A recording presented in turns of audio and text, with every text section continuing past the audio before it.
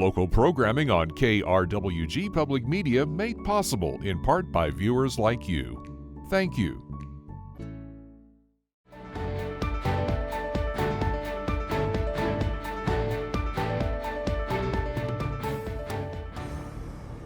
Welcome to another episode of Your Legislators. I'm your host, Johnny Coker.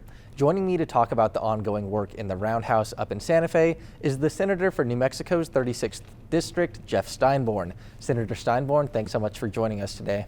Yeah, great to be with you.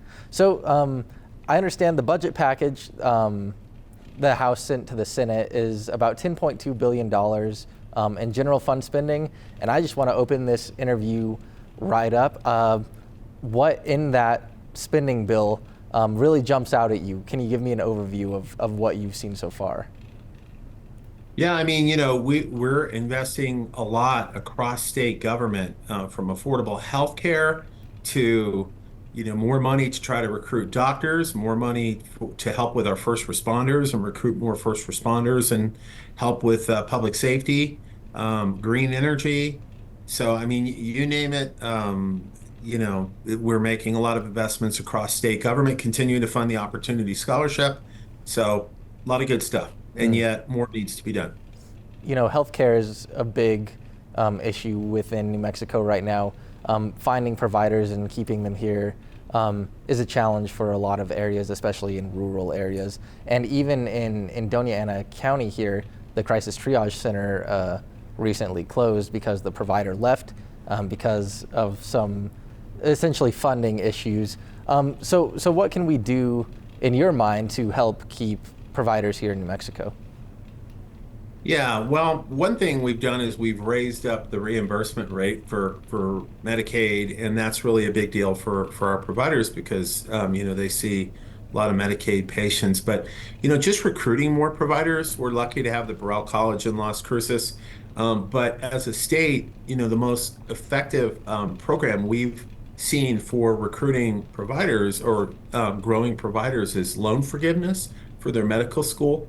And so we have, I believe, $10 million in the budget this year for loan forgiveness. So we're really expanding that program. And I think we need to see how well that works for us and consider further refinements as far as ensuring that folks who benefit from that stay in New Mexico, that come to all of our rural areas, and that also that we're attracting them from the kinds of provider bases like behavioral health that we really need them in. But I think we need more providers in every area. So we're really aggressively trying to do that through those two ways, through provider rates and through loan forgiveness. And something I wanted to touch on a little bit in terms of health care for New Mexicans was paid family medical leave. There's bills in both the House and Senate that both look very similar. What's your stance on these bills on allowing or essentially mandating 12 weeks paid off for either having a new baby or other medical procedures for everyone in the state of New Mexico? Well, we're not mandating that people take the time off, but I mean, it would be a kind of collectively funded benefit. I support it, and so I know that it's still a work in progress. There have been changes since last year. I haven't seen the legislation this year to be able to kind of enumerate what they are and be able to scrutinize the bill. But I understand a bill is maybe one step away from my committee, which is the Senate Finance Committee, and we just got out of a several-hour hearing on the cannabis changes to our cannabis law. So I'll go through that bill with a fine-tooth comb and be able to make sure it kind of passes muster and does all it's intended to do. But I support the concept of people being able to take time off in a system that they help pay into for either a health issue, serious health issue, or for family issues. So. And Senator, I do want to touch on the cannabis issue, but just for the moment, I wanted to follow up with the paid family medical leave. There are some of your, some representatives within the Roundhouse. I spoke with Representative Jennifer Jones that said paid family medical leave, would just create another tax and would be essentially detrimental to small business owners. And I was wondering if you have any sort of response to that. Well, I think it's, it needs to be affordable, obviously, but at the same time, I think employers, in all fairness, are dealing with employee retention, employee recruitment. So to the extent that there's a system that accommodates for the things that come up in people's lives, where they're having to, you know, care for themselves, something comes up, or someone else, they don't have to lose their job, and um, it's better for everybody, including employers. So, I don't think you can ascribe one paradigm, reality of how it affects all people. I think it will benefit an awful lot of people and families, is very pro-family, and, pro-citizen. I mean, we're all humans and we go through things. So, I think good employers care about that and they try to accommodate that. And yet, if someone's going through something and they're having a serious illness, nobody can afford to lose their paycheck. And so that's kind of the root of this. And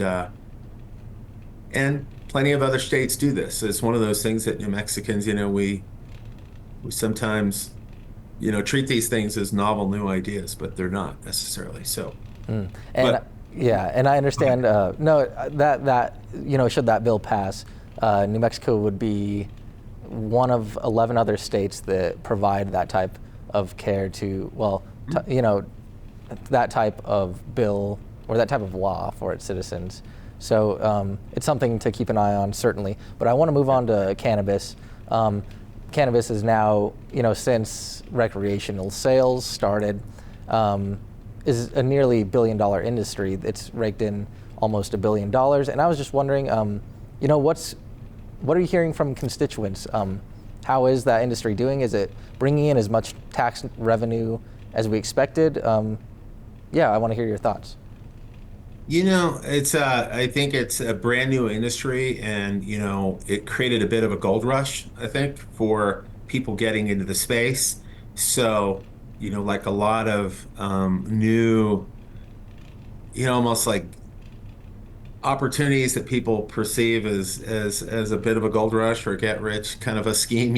People who maybe shouldn't have gone into the business. So we have a bit of a market saturation going on, but I think that's to be expected to some extent. We wanted to create a level playing field where a lot of people could get into the space. So we're going to see leveling out of the market, to be sure, but it is bringing in a lot of revenue. We're obviously having to further refine our laws governing it to make sure that it's a safe, well-regulated industry, including packaging, so kids, aren't being duped into taking something harmful to them. Lots of different considerations, and we have a bill right now seeking to make some of those changes, and there's some things in that bill I'm a little concerned about, but there's some really good things in the bill. So that's the legislative process. And I, in my own coverage of cannabis within Doña Ana County and specifically Las Cruces, some folks are saying that the Cannabis Control Division needs more ways to enforce the rules that are already in place. Is that something that you've heard from people, and is that something that you're looking to potentially add to this slate of legislation? No, I kind of haven't heard that. Haven't heard that specific concern. I've heard others, from we should cut the amount of licenses and the amount of, dispensaries. There's a proposal to eliminate drive-throughs, which, quite frankly, I'm a little concerned about because we have, a lot of medical cannabis patients as well who may have issues that a drive-through really helps them out, and tourism and whatnot. And so, Las Cruces apparently is big on drive-throughs, and some other cities don't have them. But again, I don't want to take away rights that help, particularly medical cannabis patients, that benefits a lot of people. So and then we've seen issues come up like in the schools with packaging where we have, products that are designed to look like candy or, chips and are fat cannabis products. And so this bill has some really good stuff in there, making some of those copycat looking things illegal, which I think would be good. And so you mentioned the market is oversaturated. New Mexico has nearly double the amount of dispensaries of Colorado. and about a third of the population. So it seems that there is sort of an inevitable crash already sort of looming within that market. And you mentioned the legislation that would suspend issuing of licenses, things like that. Do you think there's anything to even be done at the legislative level at this point, or do you think it's just let the free market operate as it is? Yeah, and by the way, the bill that I just saw in the Senate in my committee, the Finance Committee, did not suspend licenses. That you had just asked what ideas I've heard about. That's feedback some people have mentioned, but that actually isn't in the bill. Sure. I think to an extent you do need to let the free market, because the reality is there's still new players who probably want to come into the space, who may be really good business people who might offer an exceptional product. So, and then there's people who, the fact is 80% of small businesses fail, unfortunately, but it's just a function of, the free market and competing, and cannabis is just going to be no different. It's just, there's no guarantee that. So yeah, but in this case, you definitely had a gold rush, and so unfortunately, there will be people who will not make it, and that's just a market force. We gave everybody an opportunity to be a player in the market, and unfortunately, not everyone's going to succeed. And the cannabis excise tax currently sits at 12%. I'm wondering if there has been any sort of conversation surrounding that, whether the state could, raise that tax potentially to get some more revenue from the industry, or if it's okay where it's at. Have you heard anything about that? Well, if memory serves, our law actually goes up year to year. Mm-hmm. So the excise tax goes up over a number of years. I came very close, but I was unsuccessful in getting a chunk of that going to substance abuse treatment in the state. They ended up deciding that they didn't want any, the sponsors of the bill, they didn't want any earmarks of that revenue to go towards specific causes. Whereas in other states like Oregon, most of the money from tax goes to public health.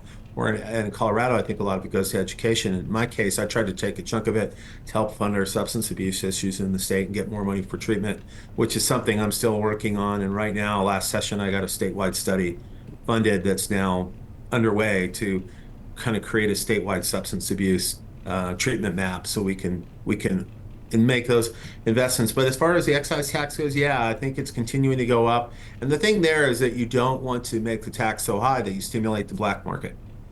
And so that's what they saw, I think, in California or some other areas. And so that's the thing that you always have to be concerned about, that you don't actually, that you incentivize people doing it, selling it illegally. I see. And Senator, just to switch gears, in terms of sources of revenue for the state or investments that the state is making, I wanted to, especially since your district sits within Doña Ana County, I wanted to talk a little bit about Spaceport America. What are your thoughts on Virgin Galactic suspending flights out of the spaceport, at least for the next few years or the foreseeable future? What are your thoughts on that? It's a new industry, and I've talked to them a little bit, and I know that they're building a new craft that will allow them to fly more often, I think have more passengers, and they have a huge backlog of passengers. So I'm sure they've learned a lot about, their business and low-level space flights and the safety parameters needed. And I just have to believe that they're working on building a better, safer craft that will help them do this profitably. And so I can only support that, although it's really sad that, it's frustrating as a citizen. We funded this spaceport, and now we're just continuing to see another delay, and we see lots of local people that work for Virgin or got hired, maybe moved to Las Cruces to lose their jobs. And that, of course, is a bummer. But hopefully the company itself is putting themselves on a better trajectory. And I have talked to officials both at the city level, in Tier C, and also at the county level, County Commissioner Shannon Reynolds, who have been very critical of the spaceport, and even have thrown out the idea of stopping or getting rid of the spaceport tax, essentially. So what's your response to that? What's your response to them and constituents who may be frustrated with the lack of progress that we're seeing from this project? Yeah, I mean, we taxed ourselves to build a spaceport, not to run a spaceport, and that is something that we've all kind of looked into. And I think we've been told that it's basically only going to be used towards those construction costs, those funds. Um, but yeah, I mean, it's obviously taken a lot longer than we all were probably led to believe under the best of intentions. I don't think we were misled. It's just taken longer, and some things take longer. It seems like everything in government takes longer, and in this case, it's a new industry, new technology. So, but yeah, I mean, we need to continue to encourage the spaceport to diversify their clients, though, and do all they can to become revenue neutral, so that they can become a better business enterprise. And I think they are. I mean, I think there's a lot of things that go on with the spaceport people don't know about that are bringing more revenue and creating more jobs. So, and we And need to continue to drive a hard bargain as citizens and as government leaders and taxpayers. and Scott McLaughlin, the director of the New Mexico Spaceport Authority, he has this vision of what he calls Space Valley, in that in the same way that Silicon Valley is a big tech sector, that Space Valley could be something that runs through New Mexico and West Texas. Is that something that you've heard about, or that you necessarily believe in, that you could see in the future? Yeah, I have heard about that, and I know that that vision goes all the way in, across the state. It's not just in, Las Cruces or southern New Mexico. Um, why not? I mean, we got some big players. Jeff Bezos just south of us, or is it a little bit west of us or east of us in Van Horn? But so sure, I mean, it's a big industry. Commercial space and all of its connected fields is a billion-dollar industry. So we have a great world-class facility in Spaceport America. So we should try to pursue. We have an aerospace program at NMSU. So really, we're well positioned to attract those kinds of industries, and we should be going for it. And so, just to switch gears, Mhm. a big funder of the state is the oil and gas industry. So, just to begin our conversation on that, how do you balance, as a legislator, how do you balance the need that New Mexico has for this giant industry versus the need to diversify our energy resources and move towards more sustainable practices? Yeah, you have to treat them kind of mutually exclusively. The truth is, if we destroy our planet, it doesn't really matter how much money you have, or you know, we destroy agriculture because of climate change. We create drought. We lose our water. So I mean, we have to deal with climate change, and that deals with lowering our carbon emissions. That is crucial for us. That's crucial for the planet and the future and future civil, generations of people. So we have to go after that wholesale, robustly. But having said that, we do generate a lot of revenue from oil and gas. So, we need to be smart about that industry and make sure that, we're doing it as cleanly as possible here in the state of New Mexico. Number one, I mean, that's an industry that itself can pollute groundwater, air pollution. And so if we're going to be the massive producer we are we protecting local public health in New Mexico? Are we protecting our environment? That's number one. Number two, though, we are enjoying massive windfall revenue right now as a state. And we know that revenue is going to decrease. And we don't yet have a single industry by any means that's just going to replace that revenue. I mean, it's been a huge part of New Mexico's economy of state revenues for a long time. So what we're doing as a state, it's really kind of a really smart strategy. So we're actually taking those billions of dollars and we're putting them into New Mexico's permanent funds, and so that we are growing the return on those investments to actually be replacement revenue for when oil and gas is lost, or really curtailed in the state. So that's what we're doing. We're planning for tomorrow now, and in really smart ways, and we're growing those permanent funds so that when oil and gas isn't here, at least the revenue that we get from it that funds state government, everything in state government, from our schools to our parks to our prisons, will be made up by the money that we set aside during the good times into permanent funds and the interest we're getting off of those funds. So that's our strategy. But clearly in terms of the jobs, southeastern New Mexico and those areas where they produce oil and gas, we need to be concerned about their economic transition into other industries. And Senator, I wanted to bring up a study that actually was just released recently. I don't know if you saw it. It was a UNM study that focused on underserved communities in the Permian Basin, specifically Latinos in the oil field industry. And the study stated, quote, policy solutions must not leave behind undocumented workers, women, and adjacent industry workers, and called for solutions that aim to improve working conditions and safety nets for those vital workers. So I was just wondering if you have a response to that. How do we make sure that, traditionally maybe underserved communities, especially within that field, are not left behind? Yeah, and that's kind of exactly what I was saying is that we need to have policies in place, and we need to beef up our oil conservation division and our workforce solutions department that takes care of workers and wage staff. But we need actual economic transition programs that actively plans for the day after, plans for a transition. It's been historically a boom and bust cycle in the Permian Basin for, decades, forever.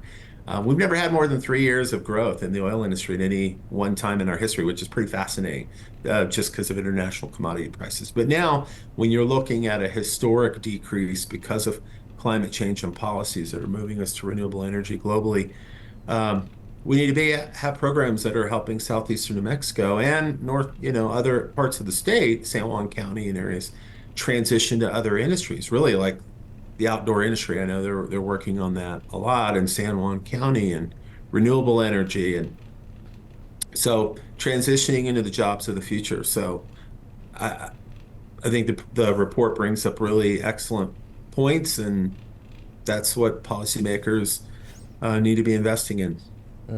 And Senator, again, to switch gears, I wanted to, since we only have about 4 minutes left, I wanted to ask about some of the legislation that you're sponsoring.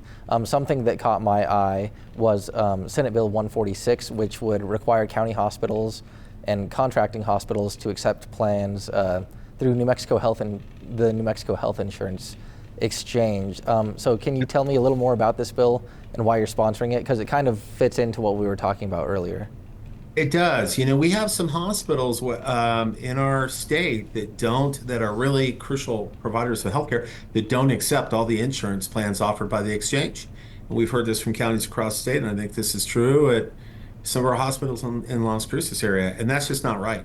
They're taking government money to provide healthcare for indigent funds. They need to be meeting the needs of the community, and that means accepting all those insurance plans. Conversely, the state needs to be ensuring that those hospitals, that there's a reasonable, arrangement made to do that. But yeah, so that's really important. So my bill requires that all county hospitals or providing hospitals that have contracts where they're providing these services accept all the insurance, and also that if you're the only provider of life-saving services in your community for, say, cancer care, that you are offering an affordable payment plan for those without insurance, or that, again, policies that you don't accept at your hospital, so that people aren't dying because they can't afford the service. And that's what that bill also does. And Senator, it's a 30-day session. Everything is so quickly moving, and it's hard for a lot of these bills to get traction. And I just wanted to ask, and I know you've been an advocate for this in the past, do you think that there needs to be some reform when it comes to paying the legislature and expanding the length of time y'all are up at the Roundhouse? Absolutely, yeah. No, we need to professionalize the legislature. We need to make our 30-day session longer. We need staff. I'm on the finance committee. We're dealing with the most serious issues, from child abuse to, nuclear waste that's been planned at a state. Really complex issues where we're elected to try to make a difference and solve these problems. And when you're not paying someone and you're saying now you can only work on it a month a year, and we're not giving you any staff, how effective can are we empowering, are we investing in our government to be to solve these problems? And then we wonder, why aren't we moving forward? I mean, we're basically delegating all this power and whatever decisions are being made to lobbyists and just the executive branch.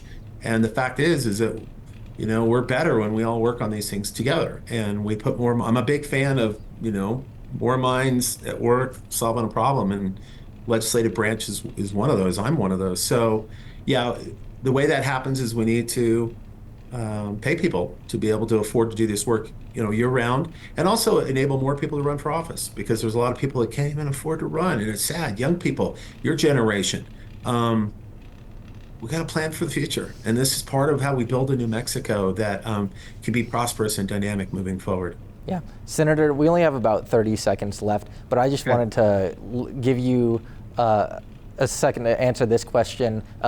Speaking of the future, how can we overcome partisan politics, especially with it being election year, and be able to come together and meet the needs of the people rather than focusing on these hyper-partisan issues?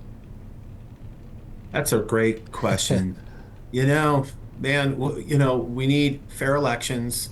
We need transparent government.